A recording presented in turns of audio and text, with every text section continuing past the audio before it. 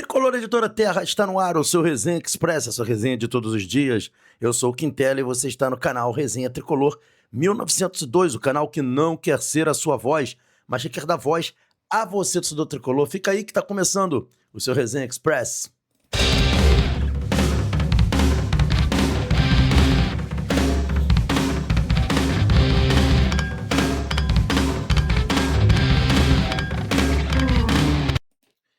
Resenha Express voltando e agora em definitivo, eu peço aos amigos e às amigas aquele pacote básico do YouTube para não esquecer de se inscrever no canal, ativar o sininho das notificações e deixar o seu like. Fazendo isso, você diz ao YouTube que esse conteúdo é bacana e ajuda a gente com o engajamento. É muito importante também que vocês não esqueçam do hype nesse vídeo. Quando vocês deixam hype, você pega o conteúdo, distribui para mais tricolores e ajuda o canal a ganhar mais inscritos. É muito importante isso porque a gente já está com 29 mil inscritos na busca incessante pelos 30 mil. Então, o seu like, o seu hype, a sua inscrição, tudo isso faz a diferença para o crescimento desse trabalho, beleza? Então fica aqui o pedido a vocês para não esquecer disso. Galera, vamos embora falar do nosso Fluminense, temos notícias importantes aí para trazer do Flu. A gente vai iniciar com um saldo muito favorável, uma marca muito favorável para John Kennedy, né, cara? John Kennedy se preparou nessa temporada para poder arrebentar, voltou a treinar cedo, se condicionou fisicamente e tá muito bem, né? Fazendo gols importantes, é o artilheiro do Fluminense na temporada, é um ótimo jogador, um jogador que tem mostrado, né, uma evolução muito grande no seu futebol, principalmente na sua disciplina, né? Eu confesso que eu era um dos caras que tinha chegado ao meu limite na fé ao John Kennedy, né? Eu não tinha mais fé no John Kennedy, eu achava que o John Kennedy não iria mais tomar tenência, né? E aí no início da temporada você vê o cara chegar mais cedo, treinar mais cedo, se dedicando, perdendo peso, coisa que no ano passado ele não estava conseguindo, estava sempre 3, 4 quilos acima do peso. E aí esse ano ele volta com tudo, perde peso, fica fininho, até perdeu mais peso do que ele tinha na época que ele jogou aquela Libertadores que a gente foi campeão. Então assim, você via, né, o desenvolvimento dele, assim, foi muito mal naquela final contra o Vasco, perdeu pênalti, foi mal contra o Flamengo, né, não foi decisivo, mas de todo modo ele voltou lá, não deixou a peteca cair, embora tivesse perdido o pênalti decisivo, foi melhorando e hoje é um dos principais jogadores do Fluminense. O Zubeldia parou de botar ele no banco, porque viu que não tinha como colocar mais o cara no banco, e tá muito bem. Vamos ver que a matéria que o GE trouxe sobre ele, muito legal, falando um pouco sobre isso daí. Deixa eu só tirar aqui o negócio do Zubeldia, falando um pouco sobre isso daí, sobre esse momento espetacular do John Kennedy. Tá aí, ó. John Kennedy iguala a melhor marca em gols pelo Fluminense e consolida bom momento. Aí vem falando aqui que, né, em 2023 ele fez 12 gols na temporada 23, então essa é a sua melhor marca segundo as estatísticas. Só que aí, na atual temporada, John Kennedy superou a concorrência com Rodrigo Castilho, contratação mais cara da história do Flu, e ganhou espaço no ataque tricolor. E aí vem falando aqui a matéria mais, ó. Em 31 jogos, fez 12 gols e deu 2 assistências. Revelado Xerém, ele passou a integrar o elenco profissional em 2020. Tá aí, teve empréstimos à Ferroviária, enfim. Então ele já alcançou a mesma quantidade de gols que ele fez na temporada 23. Então John Kennedy já tem 12 gols, o mesmo número de gols da temporada 23, só que a gente ainda tá nem no meio da temporada. Então é uma marca muito boa pro John Kennedy, parabéns ao John Kennedy, continue assim, né? É o que a gente espera, né? Que ele continue se dedicando, rendendo, fazendo gols importantes, sendo importante pro Fluminense. É isso que, no fim das contas, todos nós queremos, que ele continue sendo importante, fazendo gols, sendo decisivo. Galera, o Zenit foi campeão russo, o que facilitou e muito uma possível liberação do Nino antes do prazo que foi fixado lá pelo time russo. Vamos dar uma olhada na matéria que traz aqui o Netflu. Vamos lá. Tá aí, ó. Títulos, só ajeitar aqui a janelinha aqui que ficou meio cortada, mas tá aqui, ó. Título do Zenit pode facilitar retorno de ex-Fluminense ao Brasil, tá dizendo aqui a matéria. Aí tá aqui o Nino, né? Aí vem dizendo aqui que nesta tarde o jornalista Pedro Brandão do Lance informou que o título nacional pode facilitar a negociação do jogador. Desde o princípio, o Fluminense interessado em repatriá-lo ouviu que a equipe europeia aguarda o fim da competição. E aí vem falando aqui a matéria um pouco mais sobre isso, da conquista. Apesar do desejo de retornar ao Brasil, o defensor queria deixar sua atual equipe pela porta da frente. Vale lembrar que Palmeiras, outro concorrente na busca do Nino, acertou a contratação de Barbosa, se afastando da disputa pelo ex-Fluminense. Aí vem falando aqui a matéria sobre isso, ó. O dia de hoje, com o título do Zenit, é um momento chave para possível retorno do Nino ao Brasil. O clube russo sempre foi duro com os brasileiros, quando era consultado por conta do zagueiro. O principal motivo da briga era a briga pelo título nacional. Aí vem dizendo aqui a matéria, vamos lá, vamos abrir logo a matéria aqui. E que ela fala, o Fluminense ouviu no início do ano que poderia retornar às tentativas após o fim do torneio. Do outro lado, o jogador, a intenção de retornar nunca foi segredo. Mas Nino também sempre teve o desejo de sair pela porta da frente. O título contribuiu para que os russos facilitem a negociação.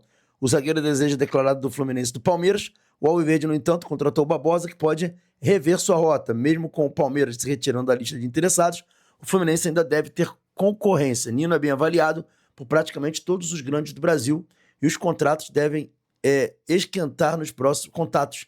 Devem esquentar no próximo dia. E tá aqui o Nino com a medalha, né, de campeão russo, né, dizendo que foi muito emocionante, né, ponto a ponto, disputado em alto nível, né, e tá dizendo aqui, falando sobre o mérito de ter conquistado o título. Aí tem algumas pessoas aqui falando que, venda seu jogador mal, depois não tenha dinheiro, zoando aqui o Mário Bittencourt. Tem gente pedindo aqui para valorizar o Nino, enfim, contratar o Nino, enfim, tá aí algumas falas, mas é isso, galera. O Nino foi campeão russo, provavelmente vai voltar agora ao Brasil, e aí a gente procurou também saber que de fato tem aí sobre essa possibilidade de contratação do Nino, tá? E eu procurei algumas fontes, consultei algumas pessoas, mas todos foram categóricos em dizer que não há nenhuma negociação em andamento entre Fluminense e Nino. Há um interesse do Fluminense. O Fluminense fez, inclusive, uma carta de interesse ao Zenit. O Palmeiras também mostrou interesse. O Palmeiras parece que deu uma esfriada na negociação. O Palmeiras não está tão interessado mais assim no Nino, então isso pode facilitar um pouco a vinda do Nino, mas o Fluminense não tem negociação aberta com o jogador. Não tem nenhuma negociação, nem com o Zenit. Pode ser que o Fluminense retome agora? Pode ser. Vamos ver as cenas dos próximos capítulos, mas, de fato, não há negociação em andamento por Nino nesse momento mesmo com o título russo. Eu não sei, não. Eu tô achando que se ele não for pro Palmeiras, ele vai para outro clube. Mas não tô achando que não vem pro Fluminense, não, porque a situação financeira do Fluminense não é das melhores. O Fluminense tá tendo aí certas dificuldades. Eu não sei. Eu particularmente, vou aguardar para ver o que vai acontecer. Beleza, galera? Galera, Felipe Melo anunciou que fará uma entrevista hoje. Você que tá vendo esse vídeo, de repente a entrevista do Felipe Melo já até aconteceu. Eu tô gravando esse vídeo, são exatos 5h40 da manhã, então eu não sei, né, exatamente se você já vai ter visto esse vídeo. Mas o Felipe Melo anunciou que fará uma entrevista com o presidente Matheus Montenegro lá na Felipe Melo TV. Nesse momento a entrevista não tá programada aqui, não vi a entrevista programada, né, mas o jogador, por meio do seu Instagram, anunciou a entrevista. Vou botar aqui na tela para vocês, ó. Matheus Montenegro, tá aqui, ó.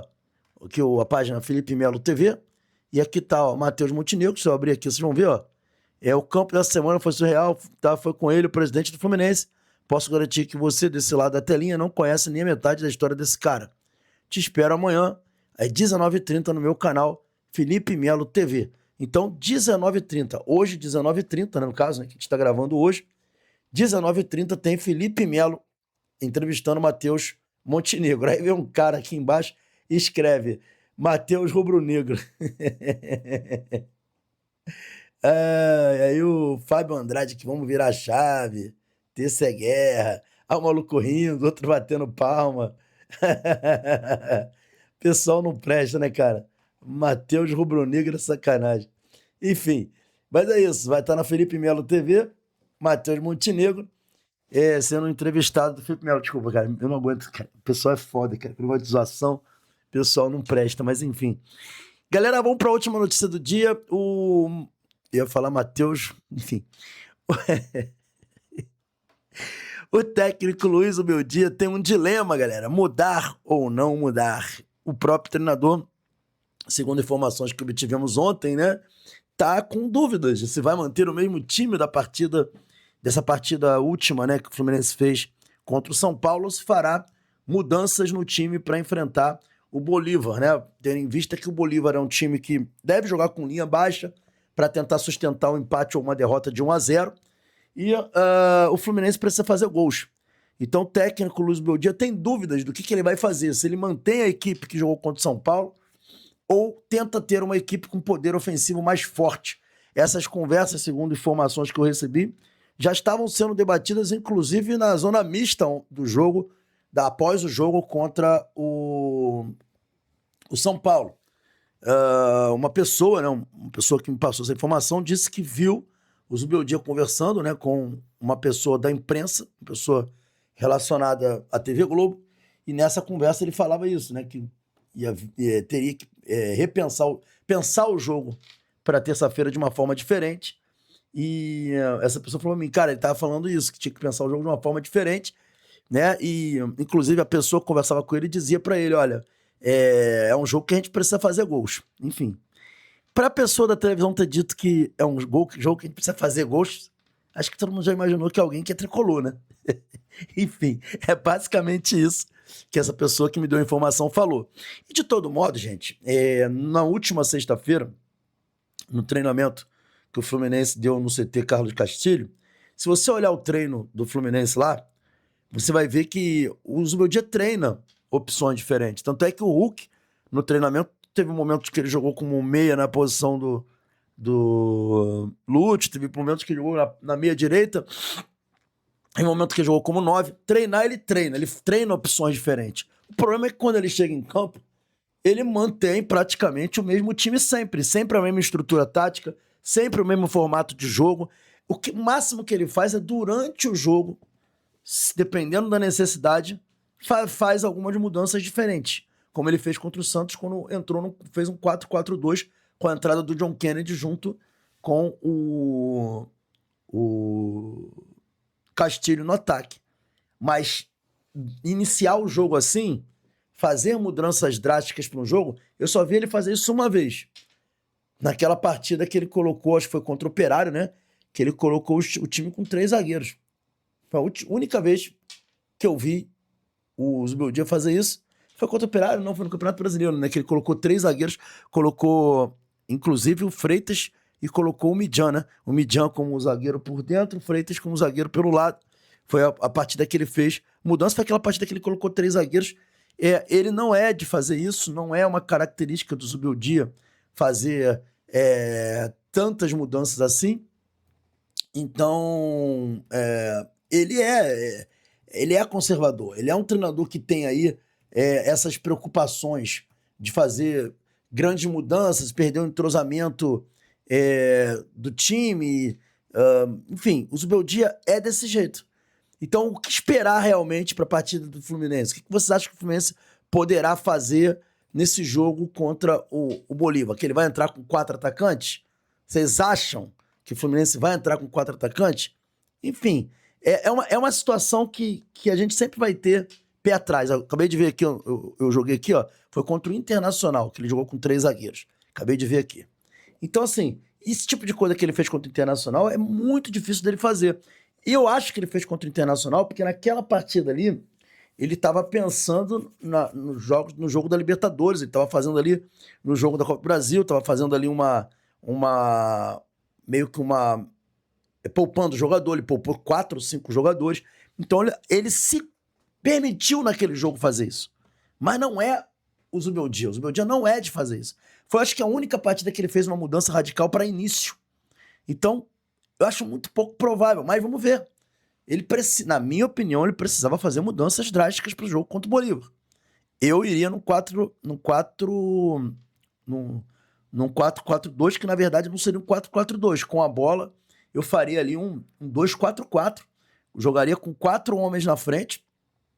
Eu botaria o Soteldo, Savarino, John Kennedy e Castilho. Colocaria o Lúcio vindo de trás, tá?